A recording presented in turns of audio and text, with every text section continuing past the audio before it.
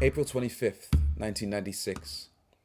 Bringing the Noise, Bringing the Funk opens up on Broadway, choreographed by Savion Glover and featuring a stellar cast of the who's who of tap dance. We're talking Dule Hill, Jimmy Tate, Joseph Webb, Vincent Bingham, Derek Grant, Baakari Wilder. It incites a cultural riot inside the tap dance world, completely changes the dance, the hearts and minds of an entire generation of tap dancers. In terms of the general public, they get a first-hand account in a really inventive way through tap dance and storytelling, the history of the African American experience. Critical acclaim, Tony Awards. It is an honor for us to sit down with Baakari Wilder. Hey, glad to be here.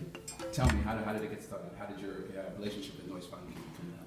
Well, I was asked to be a part of an idea, something that was just being workshopped. Savion decided to do a project in collaboration with George Wolfe, and I had been working with Savion in my early teens. He had been coming to Washington, D.C. and teaching residencies, tap residencies to the community, D.C., Maryland, Virginia. And a lot of dancers would come together and learn choreography from him. And there would be a big show, studios, and the tap dancers would perform. And at the end of the show, we'd put up Savion's piece. And he did that for about 2 or 3 years. Out of that, he created a group called Real Tap Skills, which included myself, Joseph Webb, Andrew Nimmer, and Vincent Bingham. So we were kind of his go-to people in that area. Because of that, when this opportunity to put together a project came about, I was asked to be a part of that development. And we literally sat in a big room at the Public Theater. That's where Bringing the Noise, Bringing the Funk was developed. And learned a lot of choreography from Savion, sat at the table, talked about certain issues that developed into scenes within the show, worked around an awesome poet such as Reggie Gaines, musical director Zane Mark, extraordinary vocalist Dan Duganay. Can't forget to mention a awesome dramaturg who went and obtained all of this historical information that inspired the show. Shelby Jiggets was her name. Through taking the history, American history, the idea of the beat, being taken away, through the passage of slavery and getting rediscovered and telling that story by way of the feet. We were definitely in a room where we were being educated ourselves even further about our history. I'm sure we all in some way knew about our history prior to then, but actually, some actual statistics about the names of slave ships, the numbers of lynchings that went along, the industrial period, how it was for black men to get a job, entertainment and stardom became a new place in which black people in general could profit and make some money at least, and where that journey took you from there, in terms of being very, very focused and serious. We tried to show different aspects of the dance through its journey, two, by showing what was required of blacks at a time of entertainment, and how in some cases they might not have necessarily been able to be true to themselves. I want to say 17 or 18. Yeah, wow. Yeah. I was in my second year of college when we began the workshop. I was at NYU. I'm studying theater, and one of the schools at NYU, the theater schools, is Playwrights Horizons. Unfortunately, the studio was right across the street from the Public Theater. So for a period of time, they literally let me run across the street and rehearse with Bringing the Noise and run back over and go to class. I did it for a little while, and then, I had a little conversation with my mom. It's like, go ahead, baby, do what you gotta do. And so I just had to step away from school for a minute and follow that dream. So let's get into it. I remember watching 1992, I think it was, Malcolm X. Yeah. And I remember how I felt during and after. How was it like, what was it like for you at 17, 18, being in the process of this show? It's really a personal journey. It must have been a personal journey for you in many different ways. How did you manage your feelings in regards to the culture and what you were doing to expose the culture? Okay, so we were doing a show that was about African American culture. It was a bit something to get a little bit angry and frustrated over. Even though we were performing it and entertaining. One needed to go see this show more than once to actually understand that, the singer was singing out the names of slave ships in a beautiful way at the top. The lights would come up, you'd see Savion, and wow, it's awesome to see Savion, but Savion is sitting there dancing out of frustration, the fact that he's on a ship, and he's being taken away. And you go to the next scene, and you see black folks celebrating with whatever they had to celebrate because they couldn't bring their instruments with them, and making song and dance, and over a cotton crate. And the woman is singing about lynching, and all of a sudden I get hung, you know what I'm saying? But the happy part is the dancing, So George and all those history, they turn that thing around on you, So at that age, Savion wants me to come over and be a part of something, and the whole idea of a project wasn't really of that great importance to me, but really getting footwork and knowing that I was a part of a group to obtain that. At the same token, I was in school and I was aware of who George Wolfe was. So the actor in me was kind of in shock that I was actually working with a great director and getting this. And I imagine my peers who had not necessarily been theater trained weren't looking at it through the same view that I was. I got over that eventually, but it was like, first it was like, wow, okay, I'm studying theater, yet I'm actually, learning from, so it was twofold in that sense. But we became a family that shared great music, intense rhythms, and had a drive to push each other. And I guess maybe in some way test each other in a way that motivated you to move forward. I'm talking about Mr. Baakari Wilder.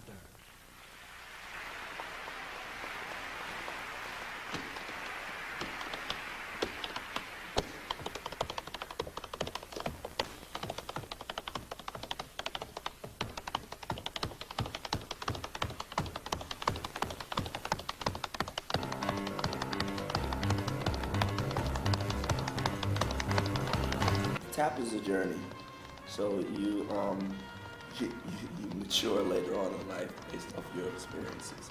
So where I was at, and where I think a lot of us were, is where a lot of young tap dancers are now. In terms of believing everything there is about tap, believing that it's got to be this way. We were valid in some ways in terms of, clarity and, passion and drive and timing and everything. But, no room for giving room for other people's process and development and also wanting to be respected.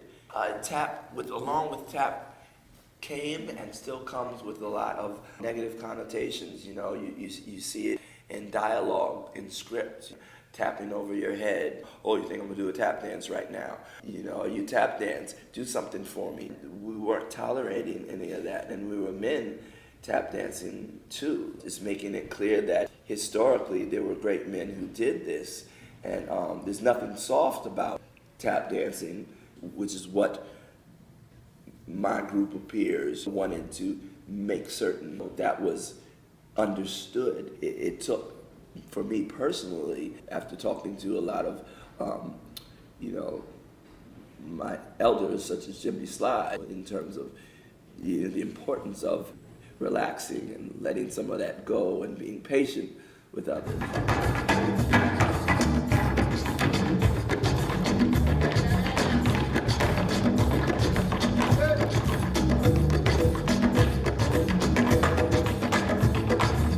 I don't know if I would appreciate there being different types of ciphers, rather different types of conversation within a cipher.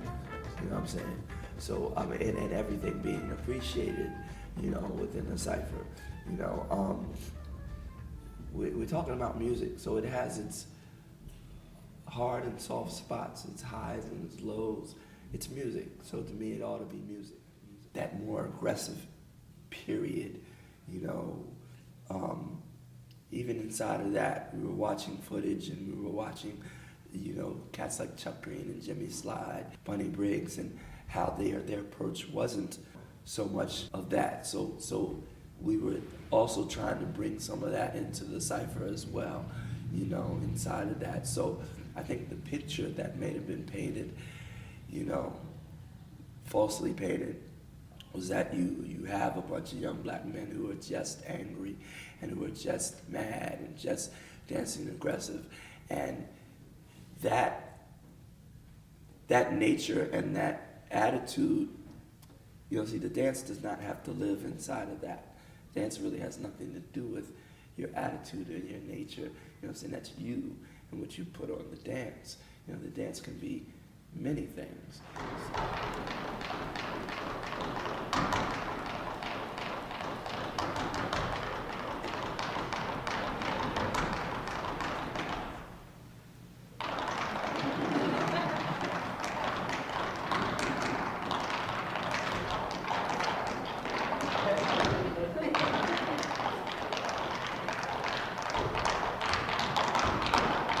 My mom and my teachers, early teachers, definitely made sure that we were educated about our history. Fortunate enough, like I said, to have great cats come down. At the age of 12, even before I even got to the festival, I met Harold Nicholas and Sandman Sims. I got to open up the show for them at the Kennedy Center. So, and Savion was in that show as well. So I've known Savion for a fairly long time. So just been fortunate enough to run into a lot of dancers at an early age, and they were definitely a great influence. I ran into Tamango and Max and Roxanne when I went to school. Yeah, I mentioned Tamango. He said very candidly, because he was talking about mentors and what a mentor meant to him. To him, it meant the person that taught him how to survive in the dance. And to him, his mentor, he said, was Sarah Petronio. I wonder if you have a person that taught you how to survive in the dance. Survive in the dance, and that's deep. That's a key word, because I've had many mentors, who've taught me about the dance, or I can say I've gathered a lot of information from by watching their approach. But when you say survive, to me that's a conversation. That's a little less. That's a little less than. That's a little different. Let's restart that one. When you talk about survive in the dance, to me that's a bit different from someone I may have spent time with, gathering a lot of information rhythmically, vocabulary-wise, watching. Being around. Survive to me, is more of a conversation. Actually, someone I sat and talked to about essence and development and growth, and maybe shared a few steps with, but really the essence tap in relationship to life. And the person who's influenced me the most in that way, who I can really, transcend essence as I dance, because of that person is Jimmy Slide. I was fortunate enough to sit with him and listen to him, talk very little, but more listening, and be rewarded by the things that he said. You know, the man to me spoke in tongues, you know. What I mean is, the words weren't like literally out there. It was like, it was always metaphors, you know, always, you know, a pattern and then a look, you know, like, did you get what I said? You know what I'm saying? You know, and then it'd be like, whoa, oh my gosh, he's over here dropping knowledge. That is ridiculous. And I mean, he'd do that with you, or he'd do it on stage and few would get it, you know what I'm saying? You know, undertones or whatever. And that was more than enough. I also had a lesson about performing on stage. I got an opportunity to dance with Jimmy Slide on stage. And I mean, he's dancing with a master, you know, who does that? This man was like giving me a lesson in front of 1,000 people on stage. It's following him, teaching me and cutting me at the same time. I mean, if you watch the footage, I mean, if you're really in tune, I mean, you can see it. You know, you can see him kicking me in the face, but from far, you know what I'm saying? But this is the man, you know what I'm saying? So you don't, you know, he even set me up too, because he told me to say, these guys are crazy. These old cats, they were crazy and awesome. He told me to say, he told me when you announce me, he said, say, it's senior citizens time. You know, I said, all right, I said, now, ladies and gentlemen, it's senior citizens time, Mr. Jimmy Slide. And then the dude came out, nothing like a senior citizen. And I'm following him. I'm doing my young timing thing. I'm in the pocket, you know what I'm saying? But this man is like in the pocket and some. Gregory Hines and Sammy Davis Jr., who unfortunately I did never get to meet, these guys were triple threats. Singers, dancers, and actors. You know, they did it all. Did it all because they were good at it, sometimes because they just had to. You know, it was a necessity. Everybody was a tap dancer back then too. You know, not just African Americans, comedians, and everybody. You know, tap was a big thing. So I'm doing this acting thing, and I think about Gregory Hines a lot because his acting, you know, in my mind, I mean, yeah, I'm absolutely certain that tap was his passion, but the very fact that, you know, he was recognized as an actor as well, I think did a whole lot for the community. You know, allowed him to make movies like White Nights and informed other people, you know, about how great tap was outside of the tap community, you know what I'm saying? So when I think about my passion for acting, you know, I am 100% a tap dancer, and I think the reason why I do well, I'm good at acting, has a lot to do with my dance. You know, I think I bring that in, you know, my body and the way I'm in tune with it as a dancer, in a lot of ways helps my acting. You know. Have you ever had to follow somebody who just lit a match with their tap shoes on stage and then you have to... Yeah, see, what happens is that's where your talking wisdom kicks in, you know, that you get from the greats, you know, how to deal with stuff like that, you know, how to approach things in a calm manner, how to bring you out, how to be very open-minded to what was seen and what was done, but be very certain that there's more to do, you know, and to praise that, but go on with what you have, you know, to not be, you know, to be relaxed in your moment. So if that, yeah, I think I've been dancing long enough for that to be an issue. No, I do have something else to say. I pretty much go left if they're going right. I go left. Like, okay, that was hot, that was fresh. I'm gonna go over here. You know what I'm saying?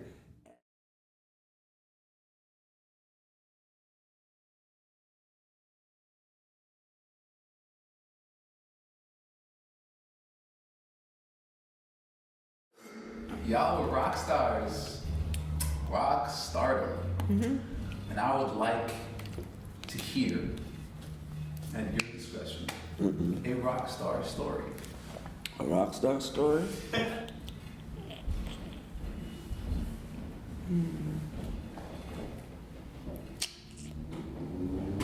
Yeah,